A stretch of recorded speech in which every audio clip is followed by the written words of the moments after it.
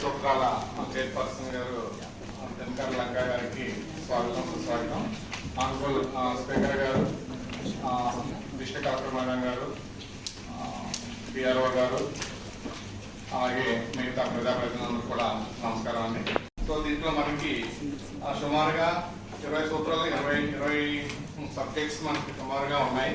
దీంట్లో మొట్టమొదటిగా మనం ఈరోజు ఎన్ఆర్బిజిఎస్ సబ్జెక్ట్తో స్టార్ట్ చేసుకోబోతున్నాం. లంకా గారు గారి రోజు రావడం చాలా సంతోషం. ఏంటంటే 20 పాయింట్స్ కార్యక్రమం అనేది చాలా ఇంపార్టెంట్ కార్యక్రమం. నేను కూడా బాగా స్టడీ చేసేది దీని మీద, టార్గెట్ బాగా నాలెడ్జ్ ఉంది దీని మీద, ఎక్స్ప్రెషన్స్ కూడా ఇవ్వగలను, చాలా నీట్గా ఇవ్వగలను. అయితే నేను ముందుగా మిమ్మల్ని అడిగేది ఏంటంటే 20 పాయింట్స్కి ఎన్ని డిపార్ట్మెంట్ ఉంటాయండి? We did discuss on that. You have given us some suggestions, sir, during a district review committee meeting. Same points were also added in this review point meeting, sir, so that at least there is some growth in the department-wise progress, sir. Speaker garu, పెద్దలు మా గురువు గారు అయ్యన్న పాత్రుడు గారు వారు ఏదైతే ఒక సూచన చేశారో ఆ సూచన అనుగుణంగానే ఏంటంటే ఆల్మోస్ట్ అన్ని డిపార్ట్మెంట్కి సంబంధించిన అంశాలు రివ్యూ చేసే అవకాశం ఉన్నా ఆబ్జెక్టివ్గా పని కాదు అన్ని ఒకేసారి కూర్చోబెట్టి. మీరు చూస్తే కేటగిరైజేషన్ అగ్రికల్చర్లో ఒక 4-5 ఐటమ్స్ ఇంపార్టెంట్. అలాగే పిఎం స్వానిధి, విశ్వకర్మ లాంటి programmes, Jal Jeevan mission, Amrit, PM Awas Yojana, టిక్కో హౌసెస్, లక్పతి దీదీస్, డ్రోన్ దీదీస్ చూడటానికి స్టార్టింగ్ లో చాలా చిన్న కార్యక్రమాలుగా కనబడుతున్న అంశాలను కూడా తీసుకోవడం జరిగింది. ఎందుకంటే ప్రధానమంత్రి నరేంద్ర మోడీ గారి యొక్క సంకల్పం వికసిత భారత్ 2047 నాటికి అభివృద్ధి చెందిన దేశంగా భారతదేశాన్ని తీర్చిదిద్దారు. ముఖ్యమంత్రి చంద్రబాబు నాయుడు గారు ఏదైతే వికసిత భారత్ 2047 లక్ష్యాలకు అనుగుణంగా స్వర్ణాంధ్ర సాధన 2047 నాటికి ఆంధ్రప్రదేశ్ ని అగ్రగామి రాష్ట్రంగా దేశంలో ఉంచాలనేటటువంటి 15% యావరేజ్ గ్రోత్ రేట్ తోటి రాష్ట్రాన్ని అభివృద్ధి పదంలోకి తీసుకెళ్లాలని స్వర్ణాంధ్ర తీసుకున్నారు. This particular program is going to be changed as per our request. Honourable prime minister Narendra Modi ji approved PFO sent the appropriate note to the concerned department to make necessary changes to make this program as a Viksit Bharat implementation program. ముఖ్యమంత్రి గారు కూడా 24 October 2024 ముఖ్యమంత్రి గారికి note ఇవ్వడం జరిగింది. మారుతున్న కాలానికి అనుగుణంగా అనేక కొత్త పథకాలు వచ్చినాయి. 2006లో ఈ యొక్క 20 సూత్రాల అమలుకి సంబంధించినటువంటి ఒక స్ట్రక్చర్ ని monthly, quarterly, half yearly, annually reports state government నుంచి సెంట్రల్ గవర్నమెంట్ కి పంపించేటటువంటి ప్రక్రియ 2006 నుంచి 1975లో స్టార్ట్ అయినప్పటికీ 2006లో రీవ్యామ్ చేశారు. ఈ 19 సంవత్సరాలు అదే ఫార్మేట్ లో అదే స్ట్రక్చర్ లో మనం ఇస్తా వచ్చాం. అలా అనేక కొత్త రకాల స్కీమ్స్ వచ్చినాయి. లబ్ధిదారులు అనేక మంది, కోట్లాది మంది లబ్ధిదారులు దేశం మొత్తం మీద 80 కోట్ల మంది ఒక గరీబ్ కళ్యాణ అన్న యోజన తీసుకున్నారు. ఒక ఆంధ్రప్రదేశ్ లో కేంద్ర ప్రభుత్వం నుంచి గరీబ్ కళ్యాణ అన్న యోజన 2,70,00,000 మందికి ఇస్తుంది. రాష్ట్ర ప్రభుత్వం ఇంకొక 1,60,00,000 మందికి, మొత్తం 4,30,00,000 మందికి ఈ ఎన్ఎఫ్ఎస్ఏ, ఎన్ఎఫ్ఎస్ఏ కార్డ్స్ ద్వారా మేలు జరుగుతూ ఉంది. దాదాపు 25 లక్షల గృహాలని శాంక్షన్ చేశాం పిఎం ఆవాస్ యోజన కింద. వాటి ప్రోగ్రెస్, జల్ జీవన్ మిషన్ మీకు తెలుసు, దేశం మొత్తం మీద 3,75,000 కోట్ల రూపాయలతోటి ప్రాజెక్ట్ తీసుకుంటే 15 ఆగస్టు 2019 ఆంధ్రప్రదేశ్ 26,000 కోట్ల 19-24 మధ్య పనులు జరగలేదు. జరగకుండానే జరిగినట్టు చూపించినటువంటి అంటే రివైవ్ చేసుకున్నాం. ఇవాళ 80,000 కోట్ల ముఖ్యమంత్రి గారు నిన్న కేంద్ర ఆర్థిక మంత్రి గారిని రిక్వెస్ట్ చేశారు, దాన్ని ఎన్హాన్స్ చేసినటువంటి ఇటువంటి అంశాలన్నీ కూడా అమృత్ స్కీమ్ గురించి ఇటువంటి అంశాలన్నింటినీ కూడా తీసుకోవడం జరిగింది. ఏదైతే సబ్జెక్ట్ కన్ఫర్మ్ అయ్యామో దానికి మన టార్గెట్ అంతా మనం అచీవ్ చేసింది అంతా. ఇప్పుడు ఆబ్జెక్టివ్ ఏంటి, లాక్యూనా ఎక్కడ ఉంది, ఎఫిషియన్సీ బాగా పెంచుకోవాల్సినటువంటి అవసరం ఎక్కడ ఉంది, దానికి కన్ఫైన్ అవుతాము. టైము అన్నెసరీ థింగ్స్ కి we don't waste our time.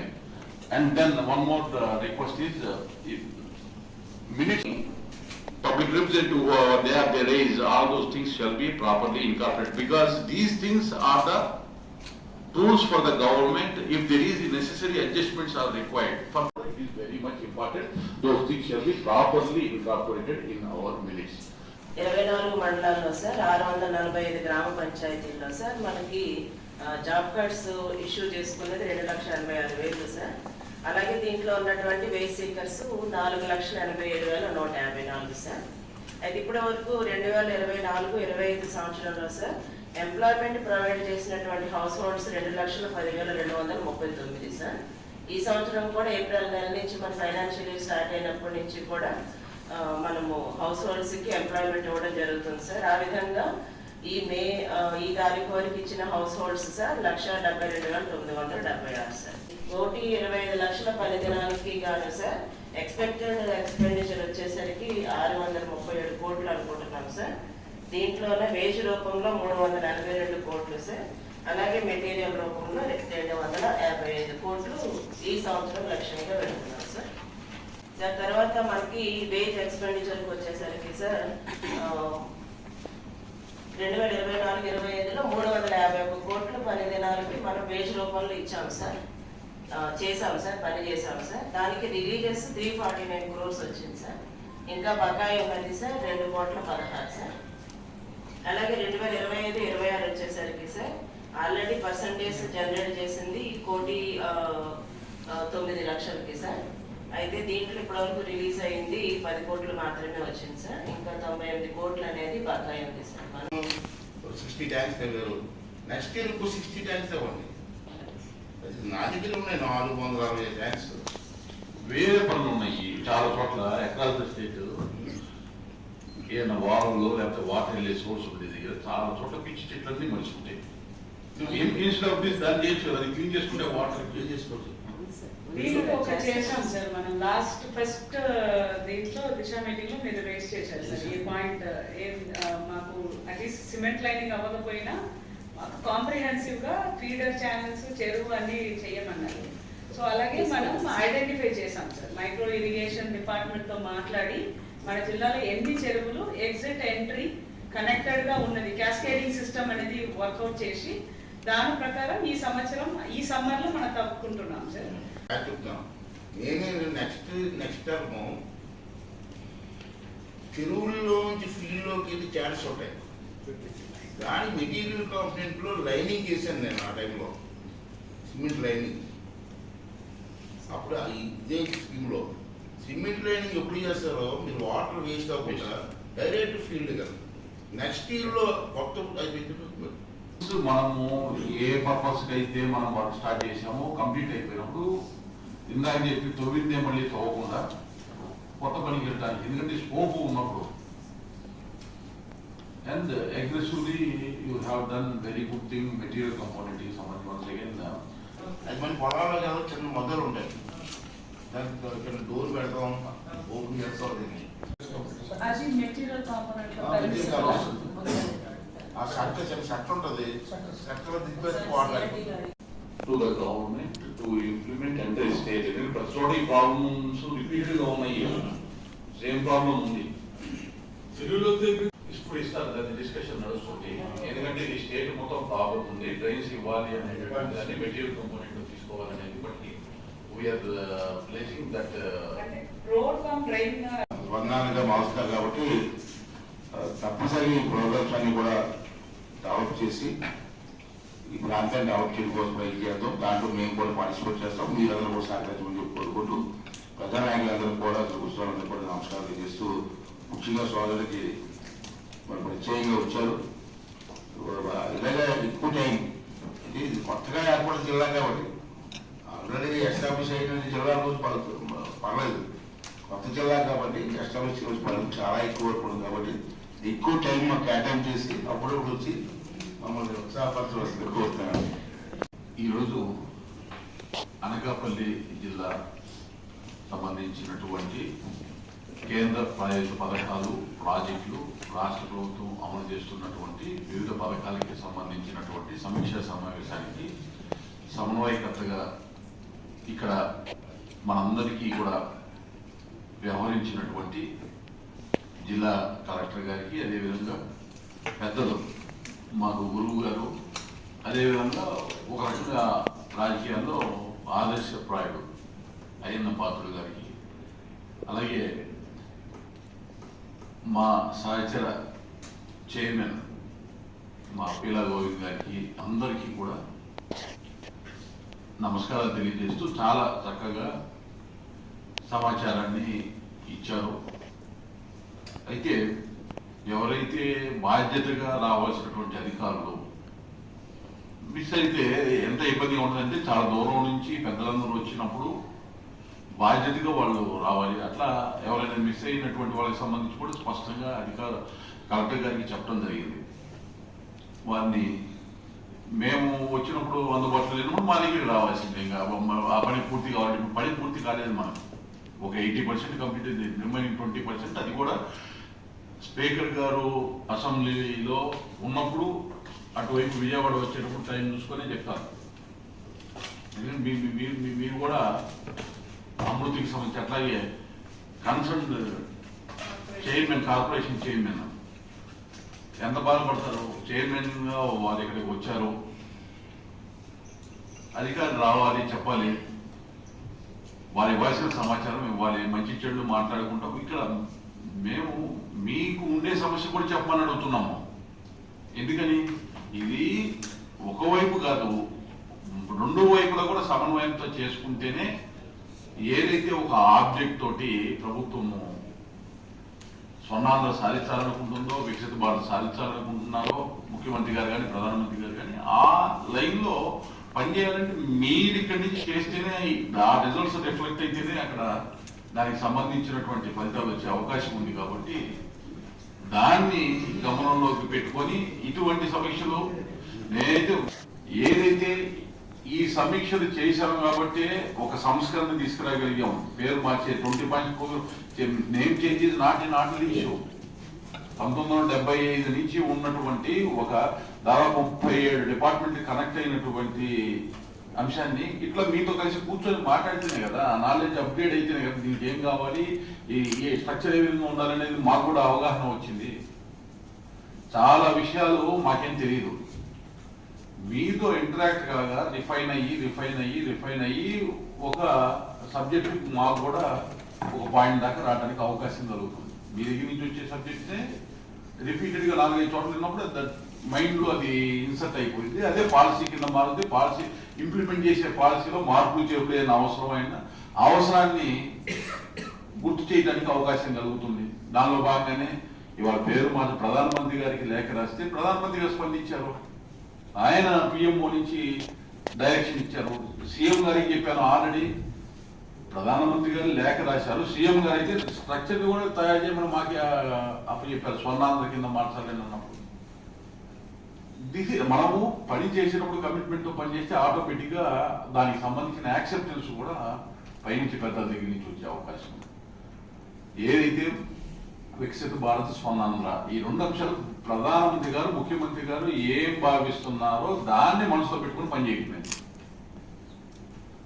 ఇప్పుడు ఏదైతే సమీక్ష నిర్వహించామో ఈ అంశాలు మినిట్స్లో ఎంటర్ అయినటువంటి నెక్స్ట్ టైం 3 months 4 months మళ్ళీ వచ్చినప్పుడు కొత్త సబ్జెక్ట్స్ ఇప్పుడు కవర్ కానీ తీసుకుంటాము. కానీ ఇప్పుడు కవర్ అయిన వీటికి సంబంధించి ముందు గంటన్నర మళ్ళీ పునఃసమీక్ష ఉంటుంది. ఏం చేశాము, ఎంతవరకు ఏమనుకున్నాము, ఏమైంది